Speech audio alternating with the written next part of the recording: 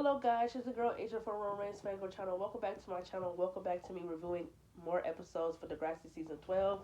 Episodes we're going to be reviewing today are episodes 27 and 28. They're called Tonight. They're part 1 and part 2 episodes. One thing I want to mention again because people tend to forget, I do not review every episode from all the seasons. Not happening. I specifically said once I started doing this that you will never catch me reviewing every nick and cranny, every episode from Degrassi, because not every episode hit like that. Not even in season 12. There are episodes from this season that I specifically remember being really boring, or they were wrapped around characters I did not care for. So if you feel like I'm skipping an episode or I'm skipping something that you feel like might be important to you, it is not important to Asia Burchett. So again, I'm going to mention I am not going to be reviewing every episode from any season I do reviews on. You're just not going to catch me doing it. So for those who are going to be upset because I'm not reviewing an episode that might be their favorite, sorry to say, but I'm not going to be reviewing every episode. So it is what it is. Like I said, episodes we're going to be reviewing today are episodes 27, 28. They're called Tonight. They're part 1 and part 2 episodes. I actually like these episodes. The A plot and the B plot are both kind of decent. I love the A plot being wrapped around Adam and Becky, and I love the B plot with Claire and Jake, mainly because probably for the first time ever, I actually was on Claire's side, which I never am because the bitch is really annoying, but I can see where she was coming from. I'm 100% with Claire. Parents do have a way of having a double standard when they have a daughter and a son, and I feel like that shit really needs to come to an end. That whole double standard bullshit is irritating, whether it's in your household, whether it's in school, anything. It's just annoying because I feel like it should be equal. Okay, Claire's mom pissed me off because it's like, all right, your daughter is a straight A student. She's getting good grades. She is in A and B honor roll, but yet you don't trust her to be alone with her boyfriend. That makes no sense. And it's like, okay, she's alone with Eli all the time. So if she wanted to have sex with him, she could. It's not like she has to do it necessarily underneath your roof. My thing is, parents feel like, oh, a kid shouldn't be doing those things anyway. But it's like, this is her boyfriend. So it's like, do you think she's going to be with him and not want to think about you know, getting romantically involved with him sexually? That makes no sense. And it's like, as a mother, it's like if Jake can have his girlfriend in his room past 8, that bitch could be till she could be here on a school night past midnight where they have to get up the next day for school and all that. If she could be in his room for that long, why can't her boyfriend be? It shouldn't be a double standard. It should be equal rights all around, because it's like, I want my boyfriend here past midnight. Jake have his company here past midnight. Why can't I? And I don't want to hear that boy is different for a boy, is different for a girl. No, because at the end of the day, I understand, you want your daughter to not, have sex, whatever the case might be. But it's like, at the end of the day, you can't stop her. She's a teenager. Teenagers get into teenage shit. It's just, I don't know. I just felt like it was a really huge double standard. And I felt like, okay, Jake's dad believed giving his kid a little slack and whatever. But it's like, at the end of the day, the double standard bullshit just need to stop all around. In a household, in school, all of it. It need to be equal rights for everyone. Period. That's just how I feel. Period. That's just how I feel. Yes, your daughter can get pregnant, but your son can also get a girl pregnant. Your son can get a girl pregnant who he does not intend on being with, who he did not intend on having a baby with. He can get her pregnant and still be a deadbeat.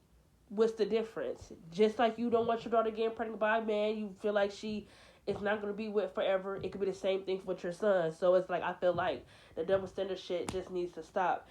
And I feel like with the A plot with Adam and Becky, like I said, I always felt like Adam and Becky was really on that stride to being those top couples in Degrassi, to where I feel like they could have been the most talked about in the top 10 or top 15 list. But I feel like because they did what they did to Adam's character so quickly in season 13, that they did not have that opportunity.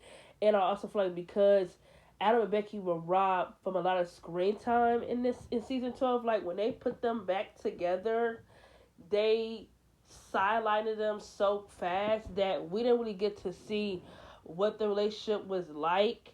Like, we missed a lot of opportunities with the relationship. So it's like, yes, I like them, but I can't put them in a top five with couples who actually got material love stories that you actually got to see. Like Sean and Emma, like Craig and Ellie, like Drew and Bianca, Eli and Claire. Like, I can't put them in a top five with those couples because I just feel like, as much as I grew to love Adam and Becky every time I do watch Degrassi, I just kind of hate that they did their love story like that. Because I do like their build up a lot. I feel like their build up was very beautiful and romantic. I just didn't like how they got sidelined after they put them in a relationship. They got completely sidelined. And then in season 13, you kill Adam off. So it's like, what the fuck? It was just stupid. And I also did enjoy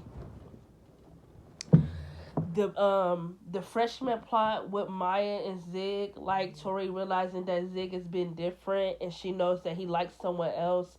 Maya checking Zig about, pretending to be in a relationship with Tori or trying to hold his feelings back, even though he likes her, it's useless because it's like, in the day, if I'm hell bent on liking someone, I can't be in a relationship with someone if I know who I like. So I can't necessarily blame Zig for breaking up with Tori because he just didn't like her anymore.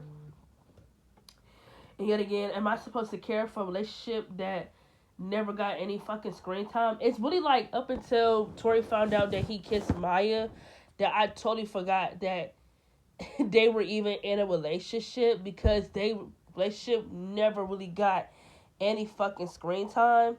So I never really cared. Maya telling Cam that she kissed Zig, I actually like that she was honest about it because Katie told her to lie and told her that she didn't have to tell Cam since they were broken up. But I feel like it was going to come out sooner or later, whether she told him or not, because if she didn't tell him, Tori overheard Maya and Zig talking about the kiss. So I feel like even if Maya didn't mention that she told Cam about the kiss, had they been talking about it, like if Maya and Zig, they were talking about it in the tent, Tori still would have heard, so she still would have told Cam. He still would have found out about it either or. So I feel like Maya telling him the truth was the best way to go. Katie telling her to lie, shitty ass advice, just shitty. And then I really enjoyed the moment with Maya and Cam, when he told her that he didn't want to let her go. I feel like Maya and Cam were just really fucking cute. Like, I feel like I really love their relationship. And I do feel like because people love Maya and Zig so much, since people love Maya and Zig's relationship and build up so much, that they kind of sleep on Maya and Cam a little bit. And I really feel like for Cam's being Maya's first relationship, first love, everything, I kind of feel like that was the right choice to go. Because I felt like they were really fucking cute. And I do feel like had Cam not commit suicide, I definitely could have had seen them being in game. I could have see them being together forever. Because their chemistry was really, like, up to par. Like, even though you didn't really get to see the relationship as much in season 12, but it's like whenever you did see them on screen, you can't lie and say you didn't see that chemistry between them. Because I absolutely did.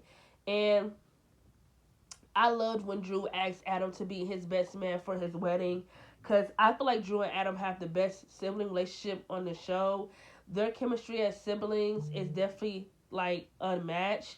There's, like, no better sibling duo better than them. Like, no sibling duo outmatched them. Like, they actually acted like siblings. They interacted like siblings. It's siblings on this show you totally forget are even fucking siblings because of their lack of interactions. So I really love that moment when Drew did ask Adam to be his best man. And I love that Adam and Becky walked into that party together hand in hand. And, she finally just came to terms that, she loved Adam. She wants to be with him regardless of what her parents think. And if her parents love her, they would, respect her wishes and respect who she loved, period. Because at the end of the day, I feel like Becky's parents was just trying to manipulate her into thinking she was gay or whatever it might be because she's dating a man who was F to male. I feel like at the end of the day, it is what it is. Adam is a fucking boy. Conversation over with. So yeah, I actually like these episodes too. Don't care too much about the battle of the bands per se. I care less about the music or the competition and all that other shit. I care about what's important, not the music, none of that extra shit. So yeah, this is my review. Catch you guys in my next one.